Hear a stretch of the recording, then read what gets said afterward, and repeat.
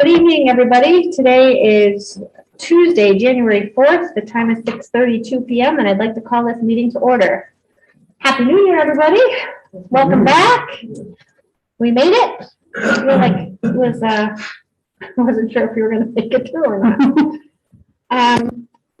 First up is the consent agenda. Minutes from December 14th. Has everyone had a chance to look at them? Read them? I'll make a motion to approve the minutes. Can I have a second? I'll second. All those in favor? Aye. Approved unanimously. And then the next is warrants 35, 36, 38, and 39. Those are going around right now to be signed. I think those are the right. Are we all signing this? Yeah.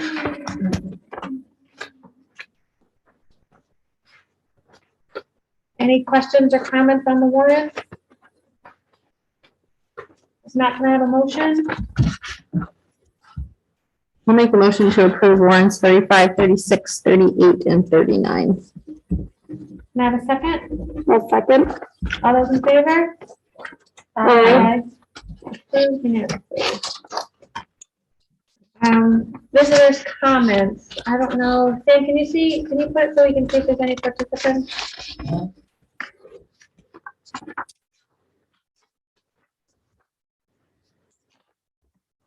I can't read it. I'll read through the blurb anyway. Any citizen wishing to speak before the committee must sign in with the administrative assistant prior to the opening of the regular session of the school committee. The visitor will identify themselves by name and address and shall speak for no longer than 3 minutes. Do we have any visitor comments today? Give them an official minute.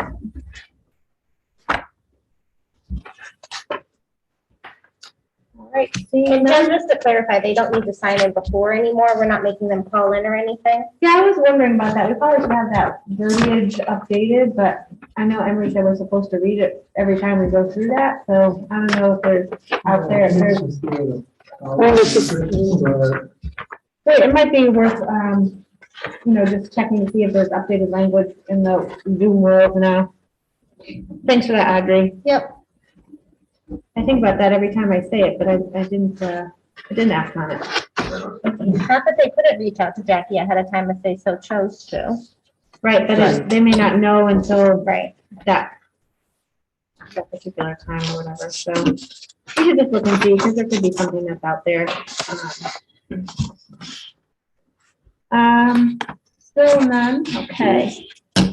Student representative report will be the next time. Marcus isn't available. Is Cheryl on? I can't see. I don't believe she's coming tonight. Okay. Continuing business, mask update. So currently there's no update. Had a couple of calls with the commissioner since we last met, but he deferred that decision until the beginning of January. So really don't have any indication as to whether or not he plans to continue it or not. But we still do have the Granby Board of Health mask mandate that would go into effect should DESI lift theirs before our next meeting. And I can't imagine that town of Granby's gonna lift theirs anytime soon with the numbers the way that they are. I do have a question though. I know we have our mask policy, but are we going to try to do anything where, KN95 or N95 or anything like a higher mask for teachers and students and staff? I mean, I don't know that we even have those or. So we have a supply last week. We just got a supply of approximately 6 weeks worth for our staff. It's available to staff.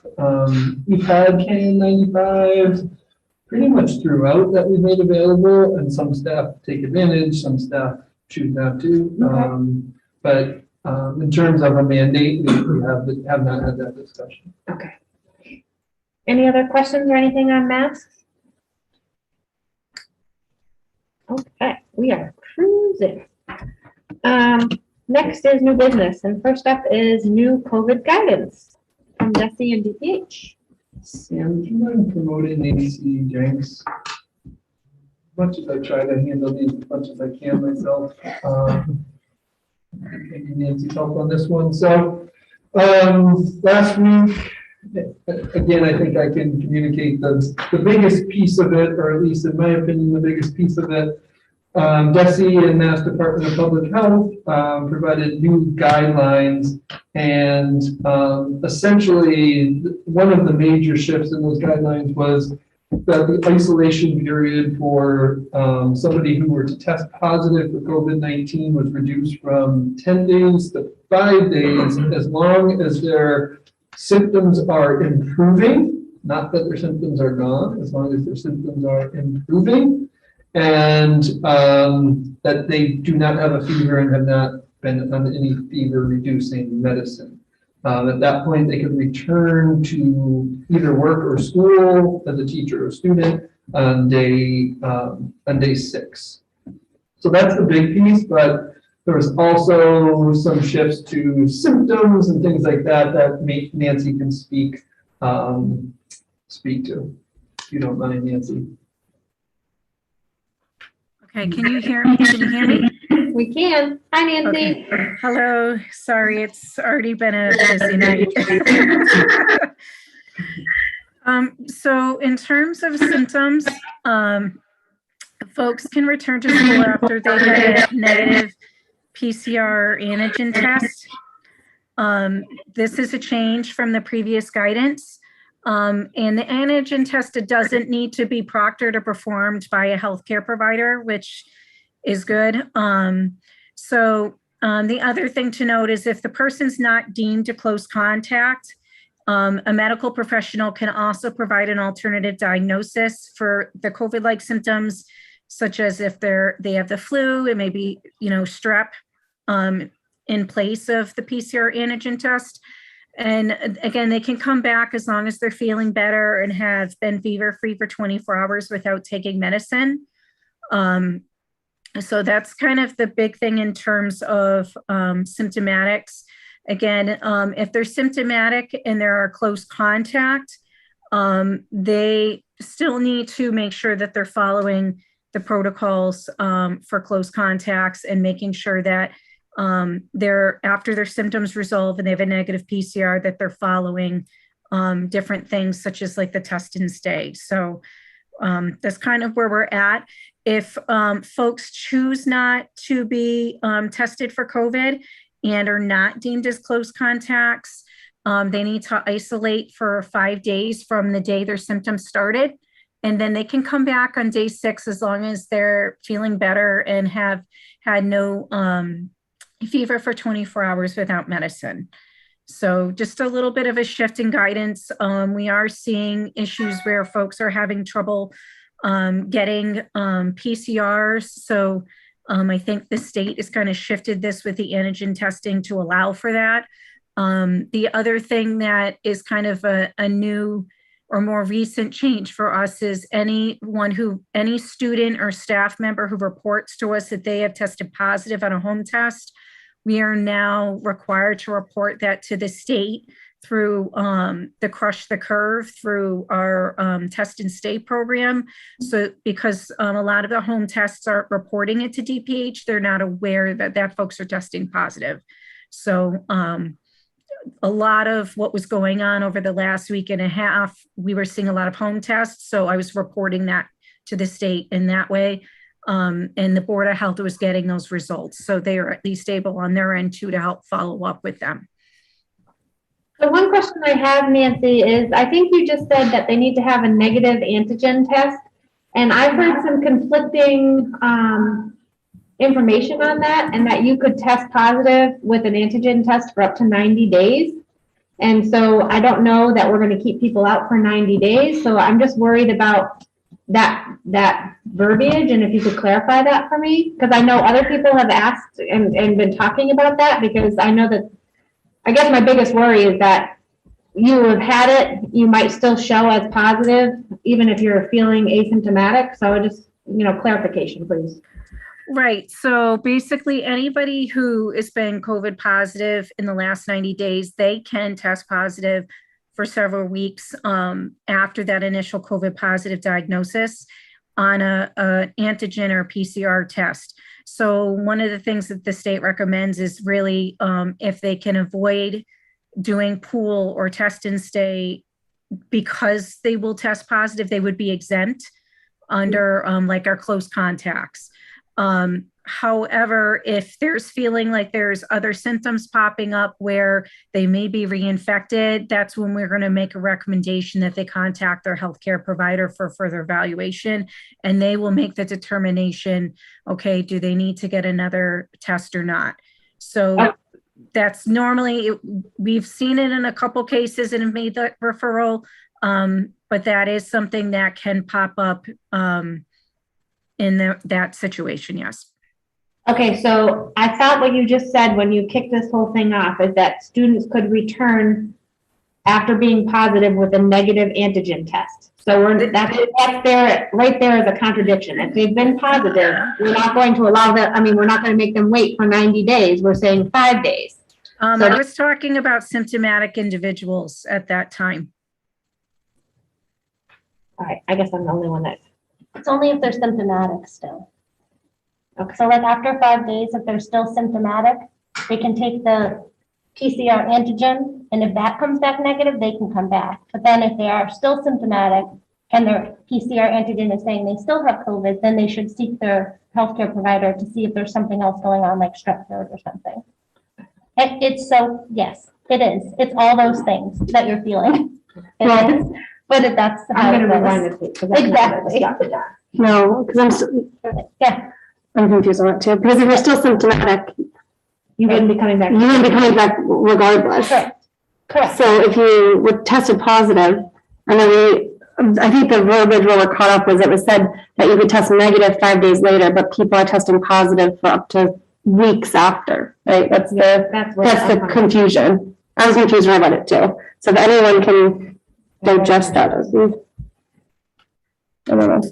I'm gonna rewind this meeting. Watch it again, and I'll clip it, like snip what it is that I'm talking about. I feel like as long as they're not symptomatic anymore and it's past 5 days, they don't need to take that PCR antigen, correct? So if they are having, okay, so if they're having symptoms and they're not vaccinated, or they are vaccinated and they're having symptoms, we ask that they go get a test or see their healthcare provider for further evaluation. If they have a negative test, as long as their symptoms have improved and they've been fever-free for 24 hours, they can come back. Or if they have an alternative diagnosis like the flu or strep throat. So some folks may be symptomatic still after a COVID positive diagnosis, and we don't require a negative PCR or antigen for them to come back because they can still test positive several weeks afterwards. But the circumstances I was just talking about a couple minutes ago, that's for symptomatic individuals. We haven't talked about the COVID positive yet. So there's the clarity right there. Thank you, Nancy. I got my brain wrapped around that now. Sorry, that took a minute.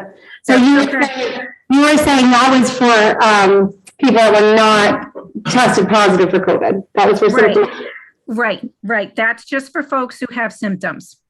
Gotcha. Okay, I'm following. So if you tested positive for COVID, we would not ask you to test again in 5 days because you would still be likely positive.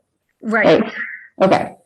So for those who do test positive for COVID, and we are seeing both vaccinated and unvaccinated folks testing positive right now. So right now, COVID seems to like everybody.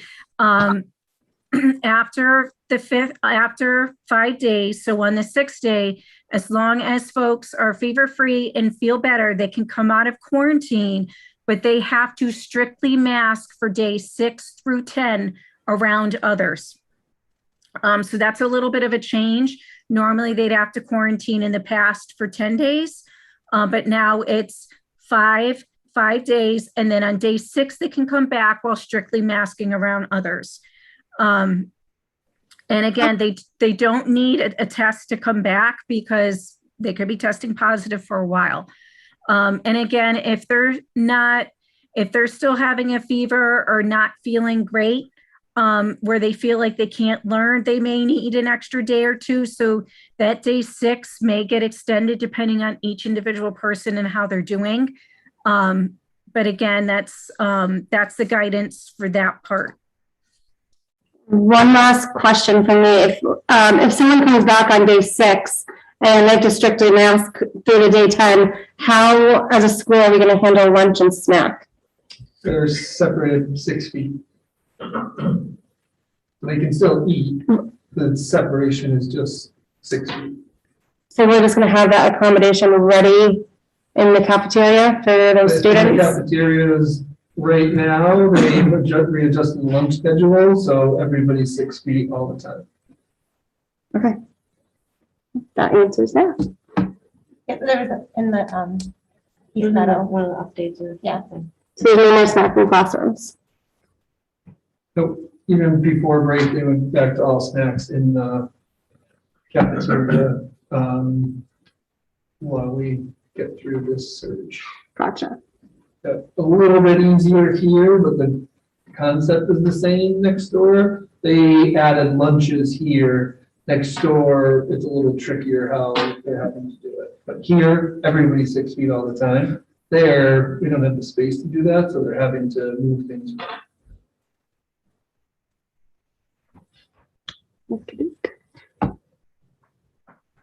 Does anyone have any questions about the symptomatic or COVID positive at all before we move on?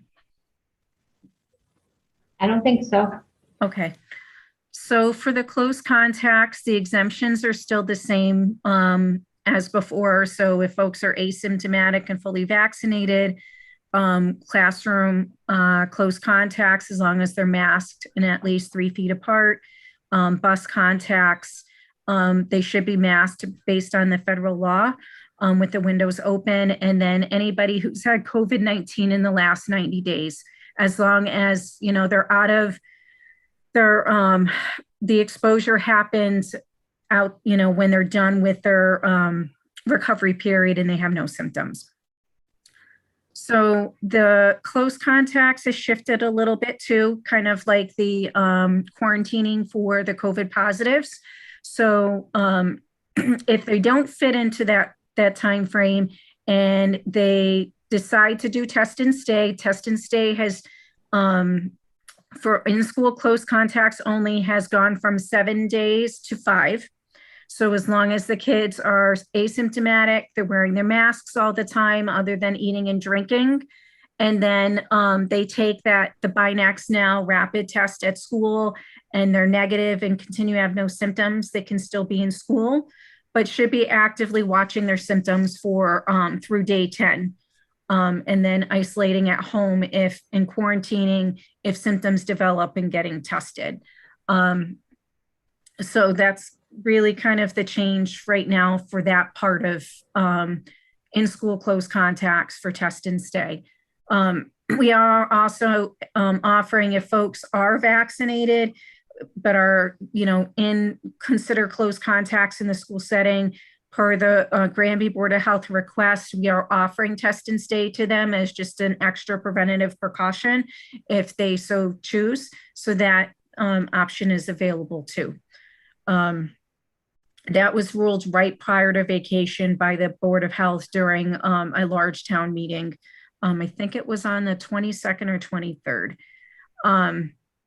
In terms of traditional protocols where families may choose not to do test and stay, the individual needs to quarantine for at least 5 days, and they can come to school on day 6 as long as they have no symptoms and are actively watching for symptoms through day 10.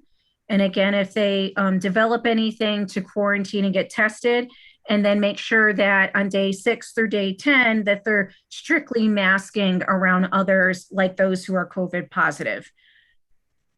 So that's kind of again, a timeline shift compared to the previous guidance.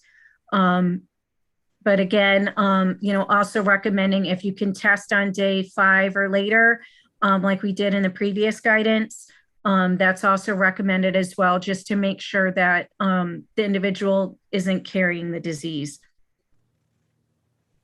Does anybody have any questions about that? I understand this is a lot of information. It is on our health services website, and we've broken everything down by category, close contacts, symptomatic, and COVID positive. So folks can reference that as they need to, and obviously reach out to us with any questions, just because it is a lot of information to absorb. My one question is, I'm just wondering if you know of where the best place to go will be able to get PCR tests, because it seems like everyone I talk to, it's kind of hard to get them. Is there some places that are better than others? So right now we're hearing like HCC, Eastfield Mall, and the Hoyok Mall historically have been popular places to go. They have been quick in the past, but with the current surge, it's been difficult. So if folks decide to go there, we are recommending they go at least an hour or so before they open to be able to get a slot, because we know particularly like this yesterday and this weekend, they were turning people away. Also, folks can reference www.mass.gov/COVID-19-testing. And in that webpage, you can put in your zip code and it will tell you of all the local COVID testing sites in the area that the state has. So that's another possibility as well to access COVID testing. Yeah, I was planning on that site just to see, like, if I needed to go and get a test.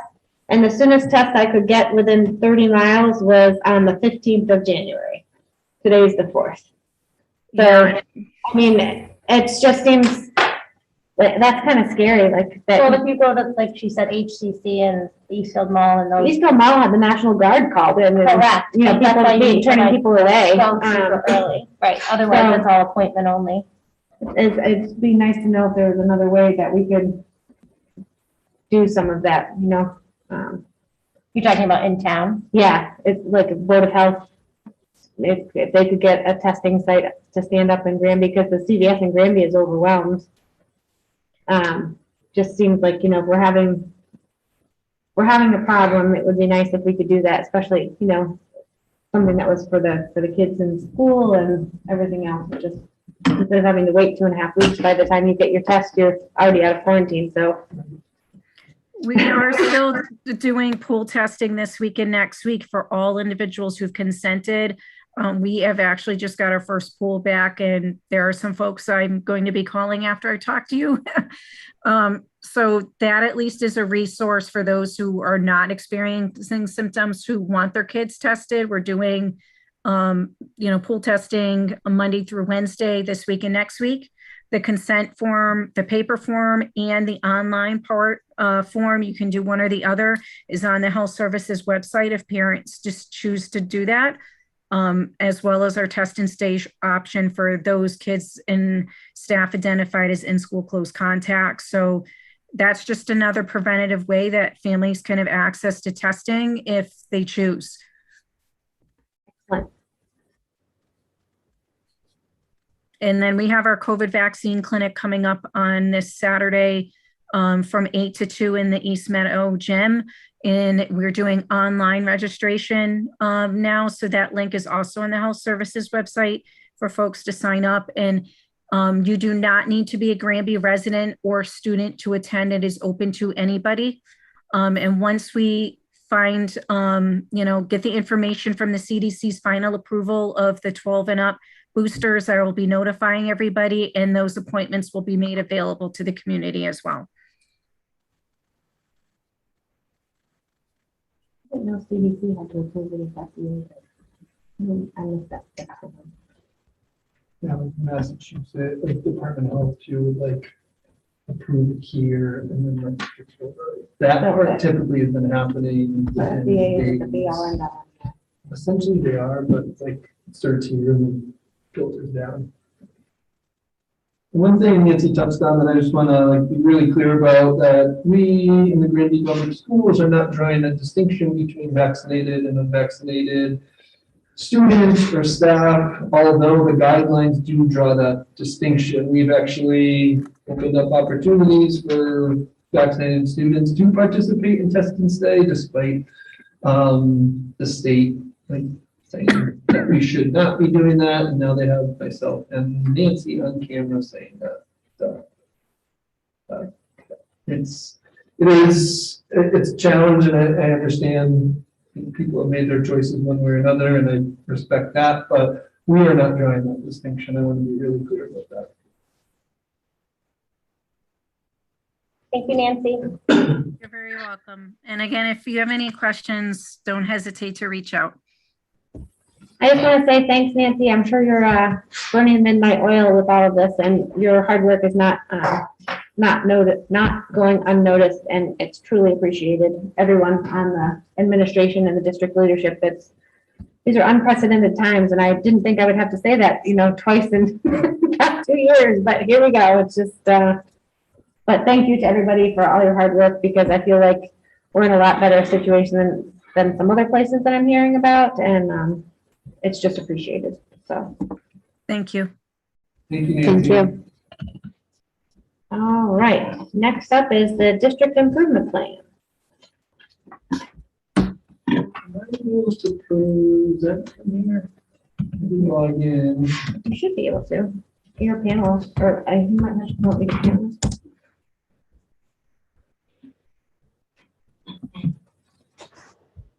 Please disable participant screen share.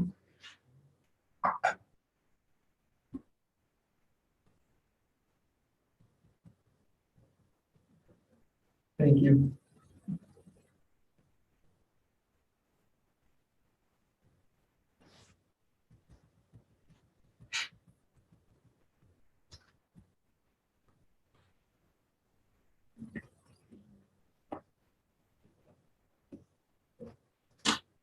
Some ways it feels nice to be talking about something like this. Are we good?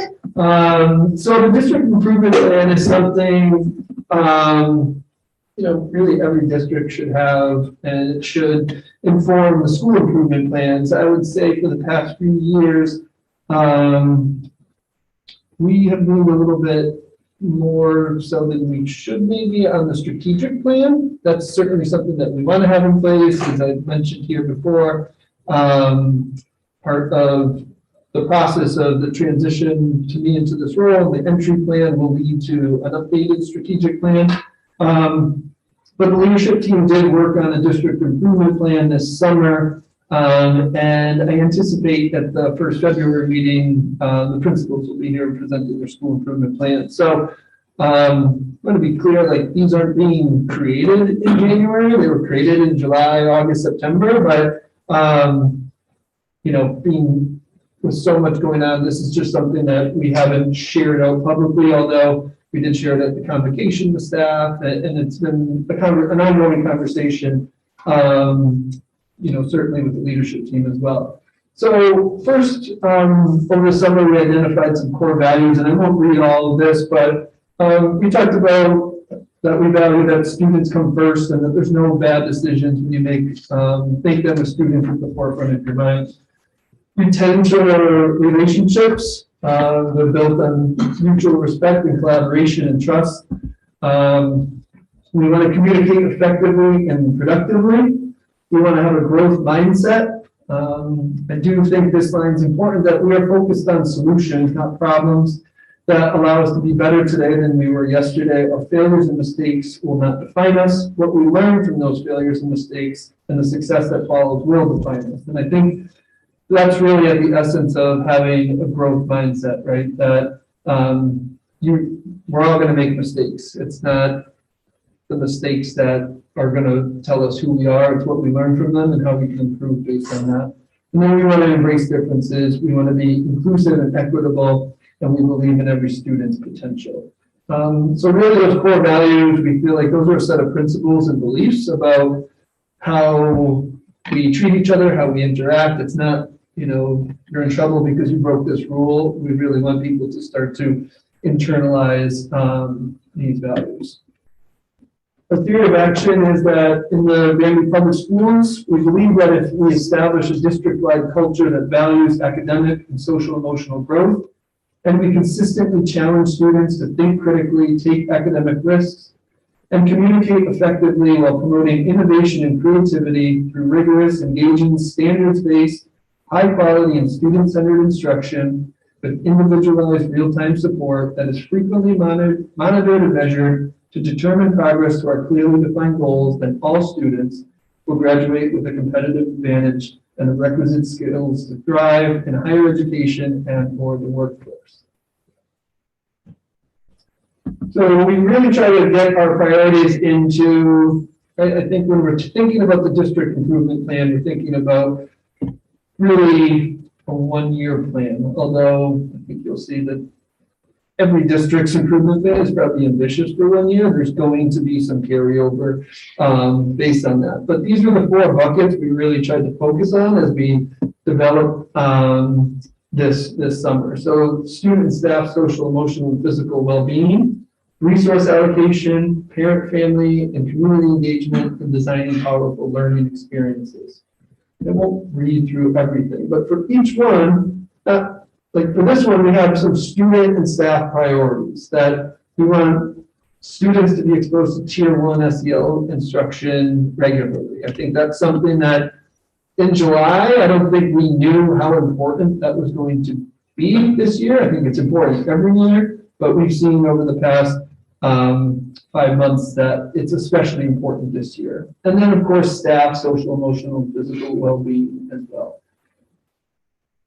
And then for each one of those buckets and priorities, we identified some action steps and outcomes, right? The action steps we intend are going to be the things that we're doing, right? The actions that we're taking over the course of both short and long term to ultimately, we believe, to lead to those defined outcomes.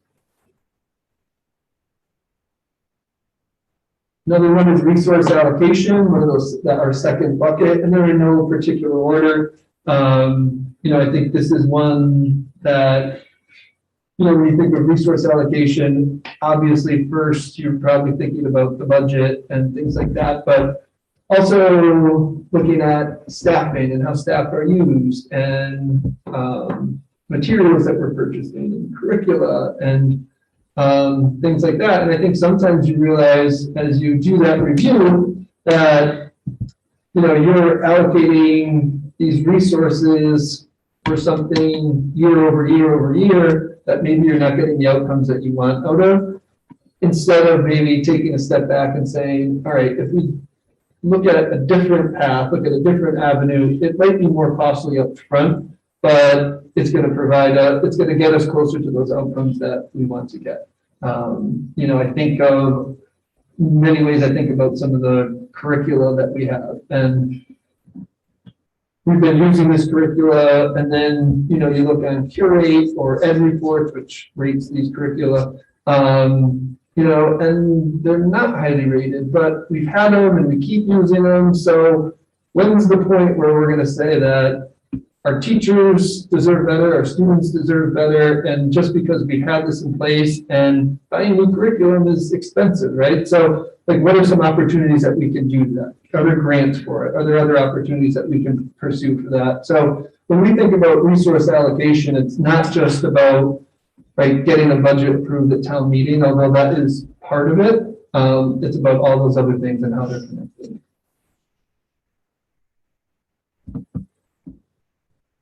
Parent, family, and community engagement. I think we talked about that at these meetings and our subcommittee meetings. What does that look like? Can we identify, can we establish a plan that we're communicating this information?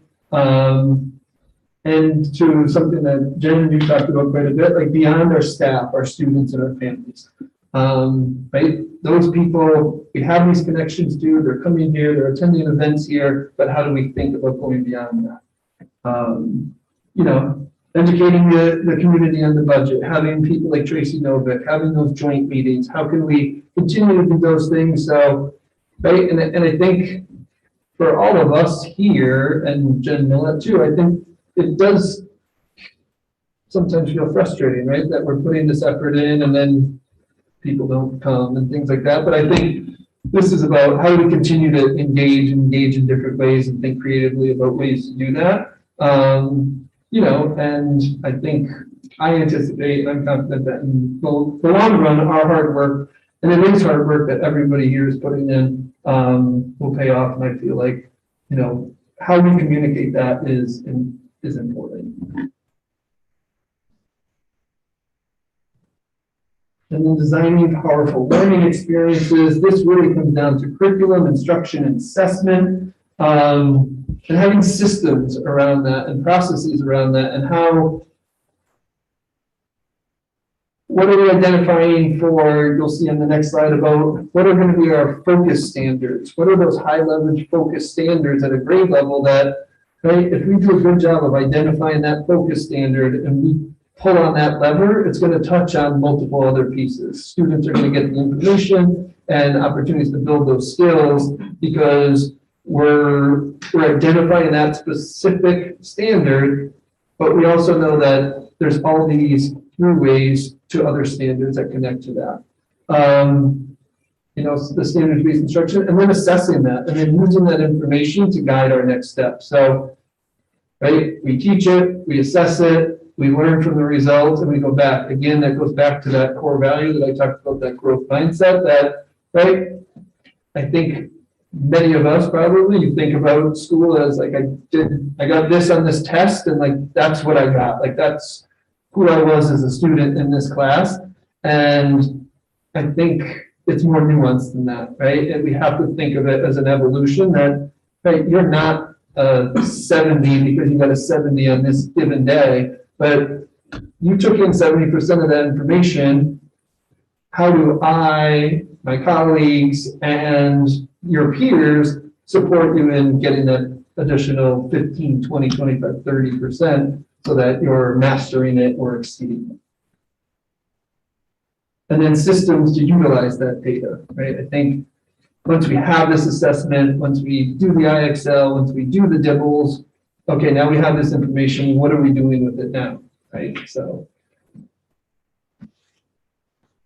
right, and when you see, right, when it gets to that curriculum instruction, you see a lot of action steps and outcomes, and it is so nuanced to get there. And the leadership team actually met today, and we did our mid-year kind of check-in on all of these, and we went through individually and took some notes on where we felt like we were making good progress, where are things that maybe we missed, where are things that we can focus on in the next 1, 3, 6 months to get back on track, and had some conversations about, when you set these goals and you set these priorities in July and August, are they still what we want to prioritize in January, February, March, April, and those types of things? And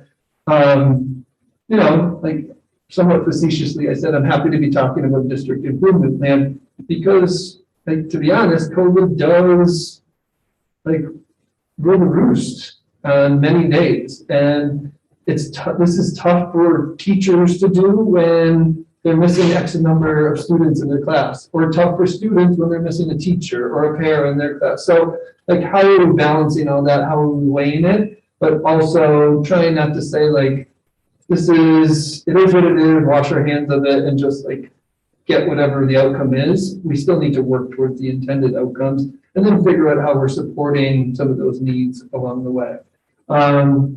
So I would say this is a somewhat simplified version. I think you'll see in the long run, a new strategic plan will be developed, which will guide the district improvement plan, which will guide school improvement plans that will be connected to these priorities, these action steps, and also, we haven't talked much about it here, but at the leadership team, we talked about it, some of the accountability targets that the state puts out, which I think those of us who work in the schools know, like, those are good to have, but they're challenging because we're doing this planning in July and August, and I think the accountability targets for this year came out in the second week of December. So, and the targets are basically your accountability rating. When you type in Granby DESI report card, that's what you're rated on. It's advanced coursework, it's achievement on the MCAS, it's chronic absenteeism, it's growth on the MCAS, those types of things.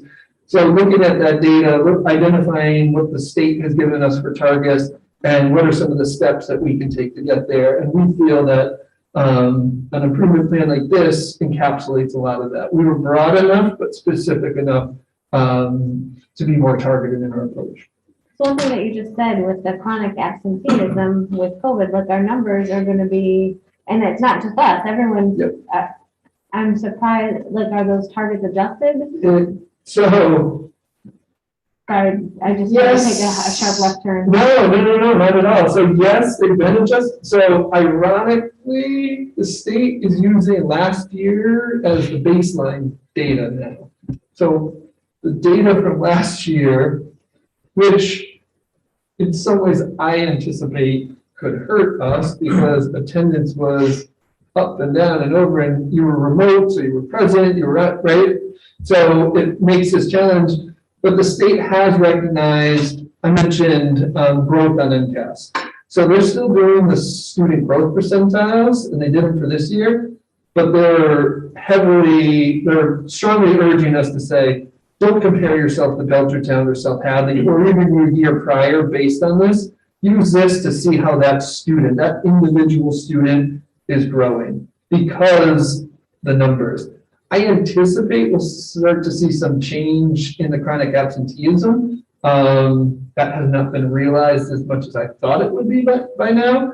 I think our attendance has been good, but you get a week like this week where I'll talk about it later, we had 45 cases when I sent out the report on Monday. That's students and staff, but that's a big number to start with, not to mention kids who, were out because. There's other colds out there too. What? There's other colds and sicknesses. The out there, cold, too. Or they're in isolation. They're in isolation, they're, right, February vacation, they left on Wednesday night, so they missed Thursday and Friday, right? So there's all these reasons that happen in any school year, compounded by the fact that you have these isolation times. So it's something that I know superintendents across the state are asking those questions, like, how are we going to be rated on this? So last year, what DESE did was they didn't change anybody's accountability rating. You still got this, what your ratings weren't changed, but you still got the information in a way that you could use it. If that I don't know that will happen again this year, but that's what they did last year. And then one question, since we touched on it, is for absenteeism.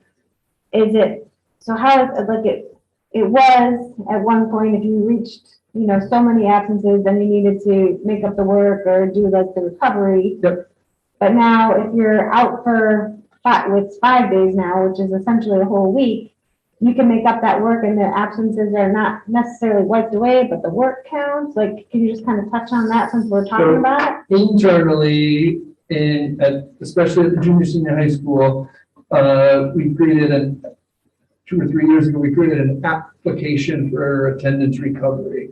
At a certain day, after day 5, if you were out, you could fill out this, essentially an application to your teachers. Your teachers would list the work, what you had to do. Student would go back, do it. Sometimes the teacher would say, you need to complete this reading and then meet with me after school by this date. If the student did it, the teacher signed off on it, had to go through the assistant principal, they signed off on it, and then those students were coded as AR, attendance recovery.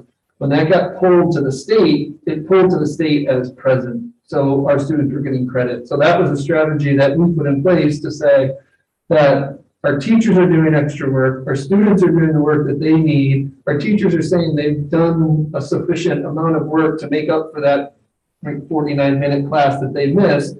Why aren't we giving them credit? Because prior to that, many districts were saying, oh, we'll just excuse that absence. It was for good reason. But the state has been clear that they don't care if you're skipping school to go hang out at the beach or if you're sick at home with the flu, they look at it the same way.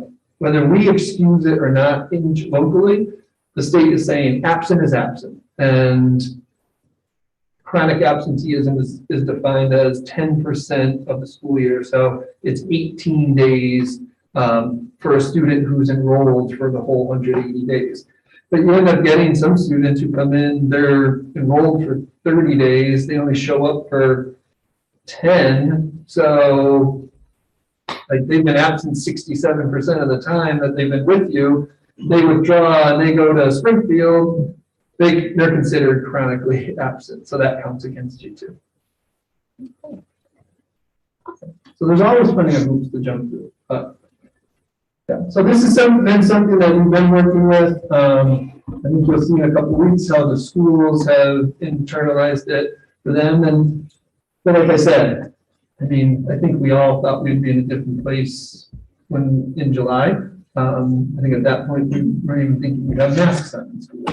Yeah, remember the good old days? Yeah, so really trying to adjust with the times, but also saying that we want to hold to this. These are priorities that we use data to identify. We had lots of good conversations about, and we don't want to just move away from them because of circumstances, but also know if we're being realistic, the circumstances have an impact on it. Any other questions on the improvement plan? Comments? All right. Thank you for that. You're up again for the superintendent report.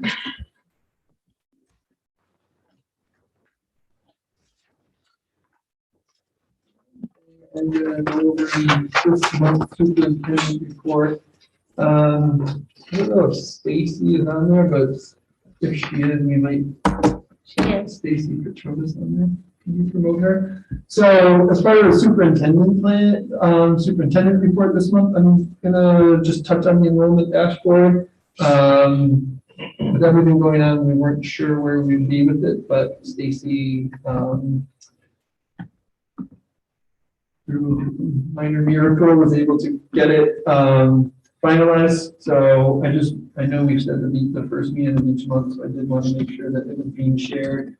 I think you'll see the big takeaway that people are probably going to first notice, we're up 6 students from when we last talked about this in October.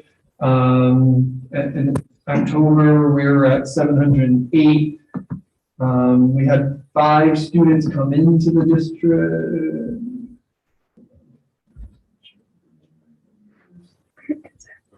4 students come in the district in November and none leave, and then we have 3 come in December, and we had 1 withdraw. Did that- you change the filtering? No, I can't find it. Oh, it just did it for me. Top, You have to it first pops up blank and you have to touch something. 714, correct? 7/14 For December, is right? end of December enrollment. Yes. So you want it to be on all, for all of them. So like October, mine's 1 of 3, but I should put it on. Right. I'm gonna get it to be on Then all. October, when I don't know. That's difficult. You just click on the 3. But it says resident non, oh, I just have to click Yeah. on 3. I got it. Okay, good. Gotcha. All right. So we've really been in the same ballpark pretty much all year, right? Like that big shift, June, July, we saw a little bit, but it's been a couple in, a couple out. As I look at it though, so I don't know why my October says at 6:06. Because it's not, you have to check all. Yes, you know. It's showing 1 of 3. You're probably No, but how do I get to all? non-residents. So if you click on the little green drop bubble at down. the top that says October, Yeah, right click above all it. check mark. Do check mark for all of them. 708. Yeah. Okay.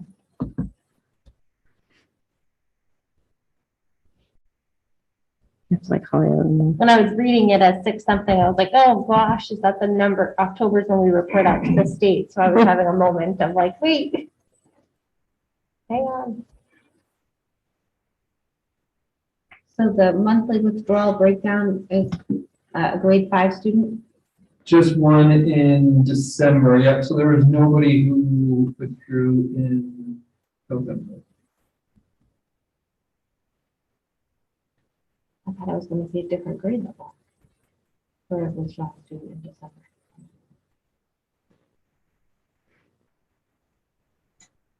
Might be reflected. Gotcha. All right. Any other questions on the report? I really do love this thing, I have to say. So Stacy's on, so if you have questions for her or So are these December tuitioned? These are new for this month, correct? The December, the resident, non-resident tuition enrollment? No, those are just, they're. Those are the It's not constants. just new in November, December, they're, That's a constant number. right. Okay. As long as they stay with us, that Gotcha. becomes the number. Okay, I think it's just the way that we're trying to show that they're always there. okay. So I said it'd be a coincidence the same way, but I just want to Yes. make sure. Because the last time It'd be fine if we were tuitioning 2 students in every month.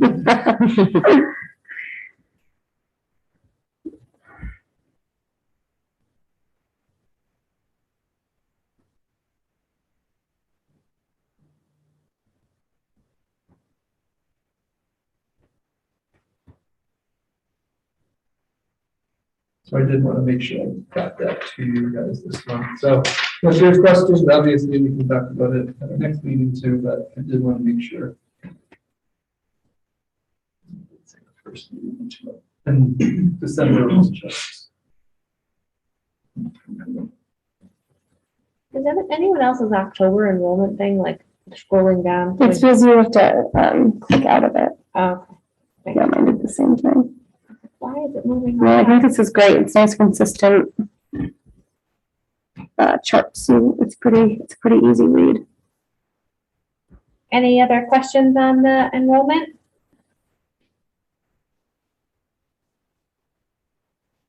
All right, well, we can continue with your report then. All right, so I want to thank the leadership team, especially around last week, right, the holiday break.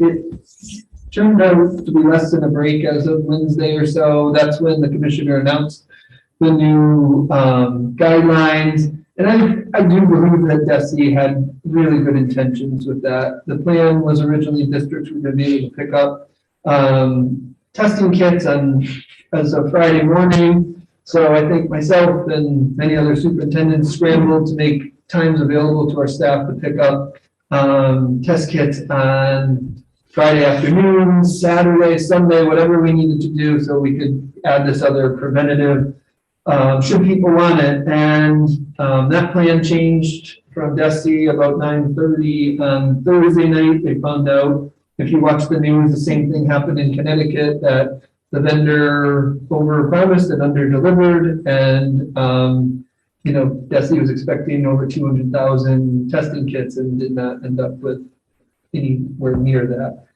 So they were able to scramble, in some ways, unfortunate, their scramble led to, and I appreciate Adam was willing to, on New Year's Day, drive out to Franklin to pick up test kits for the district.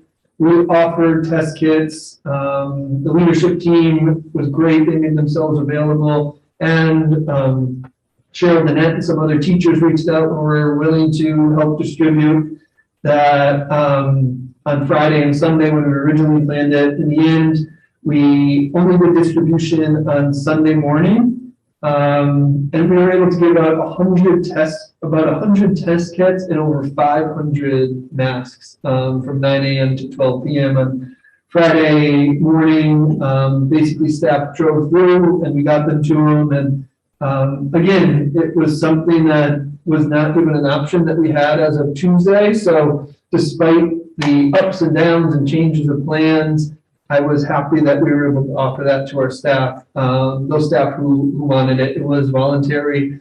And staff have been thankful. They've been really great about it. And it was a nice way to just at least say, like, we have this two other preventative measures on top of some of the other things that we're doing to, keep people safe, make people feel safe, all those things. And I think we all know for people's peace of mind, that's really important.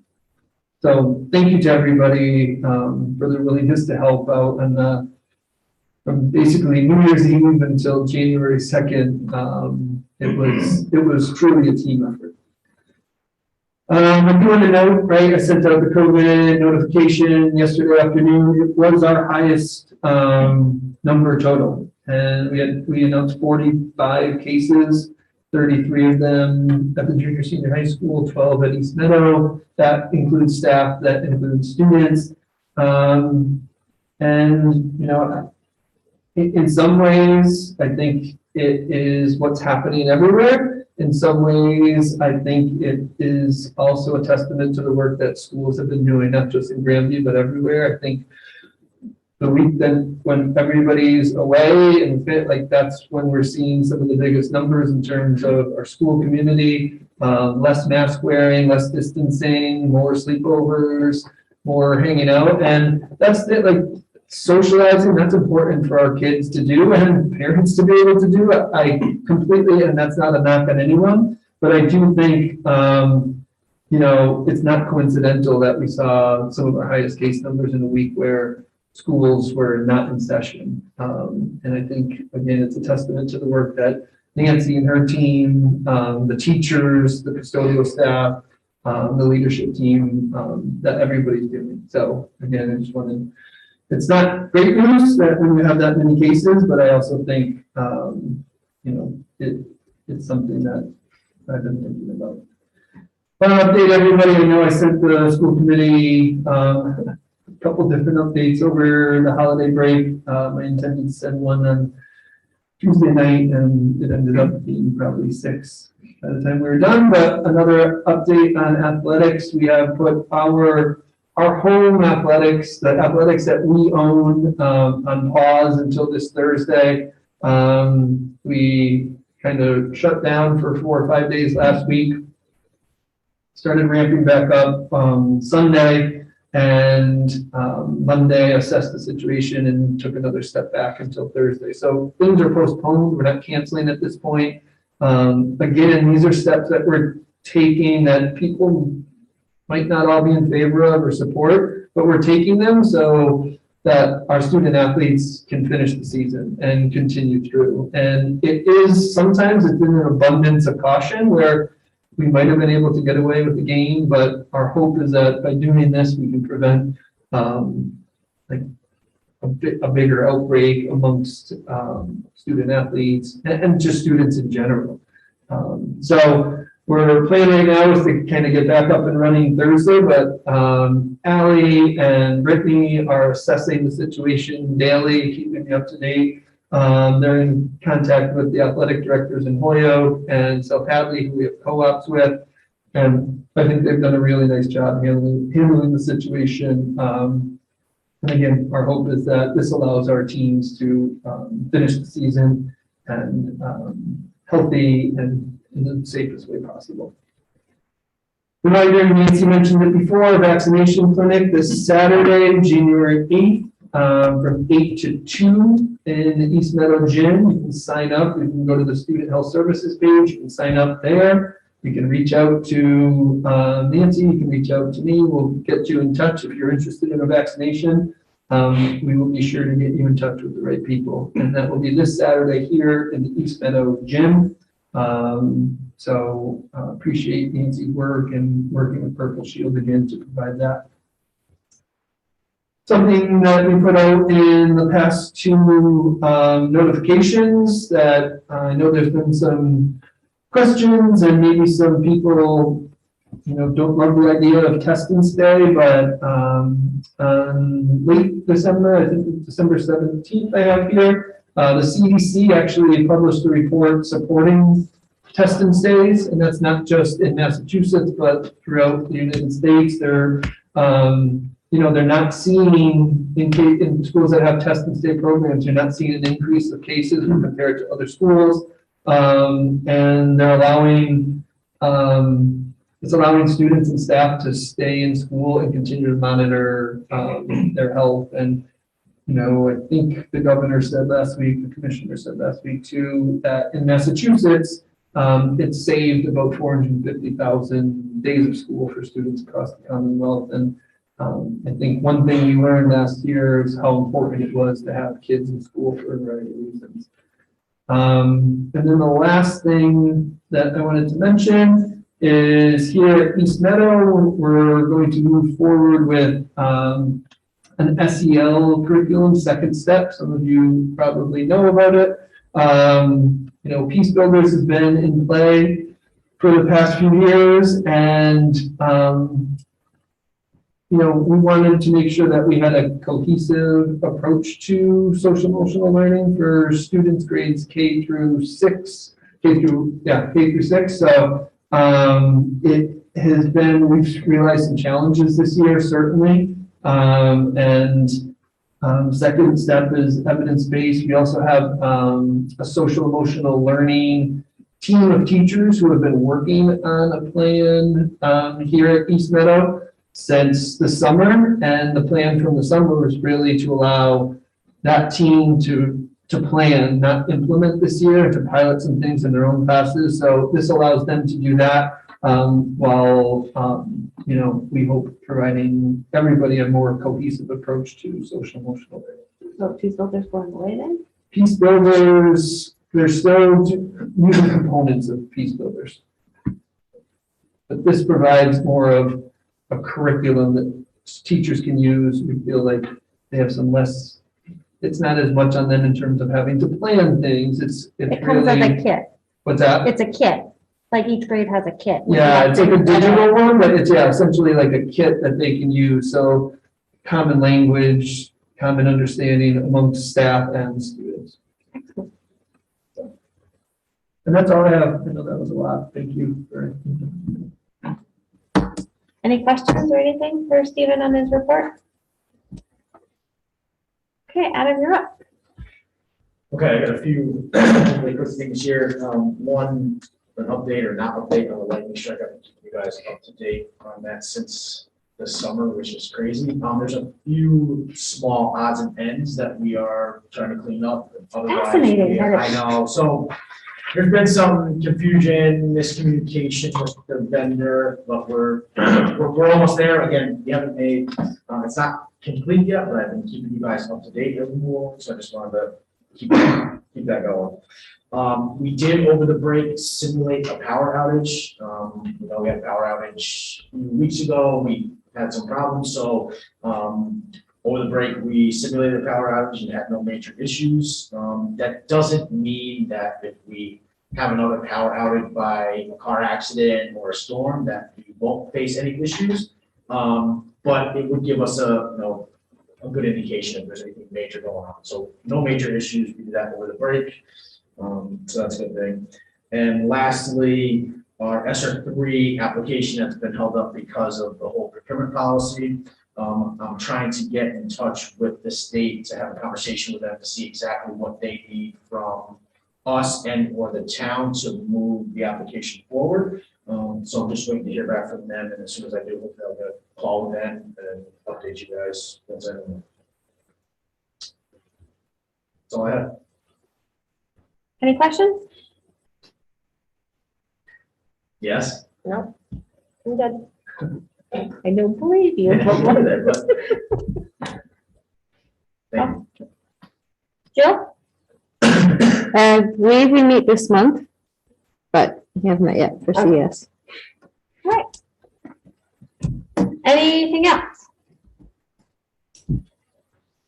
We didn't add anything to the agenda for next time that I can see in my notes. Did I miss something? Anything?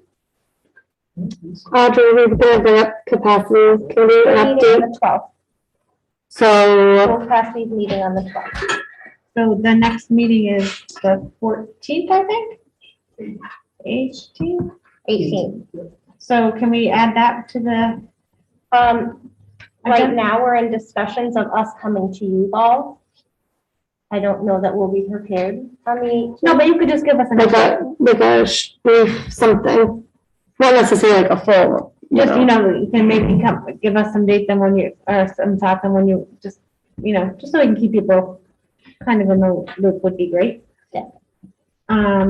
And if you decide that you think you might be ready, for the 18th, we have until 13th, the right? 13th to, We So have to get it. discuss that, like, okay, will we be ready? Well, it depends on what comes out on the 12th, like, but we are looking forward to coming and kind of really sharing out everything. so if we can't do the 18th, could we, put it on your radar to try to be ready for the 1st? February 1st is the meeting after That's our that? next meeting after that, yep. Yeah, okay, great. Hopefully, yeah. Yeah. Anything else for, anything? Seeing nothing else, 7:37.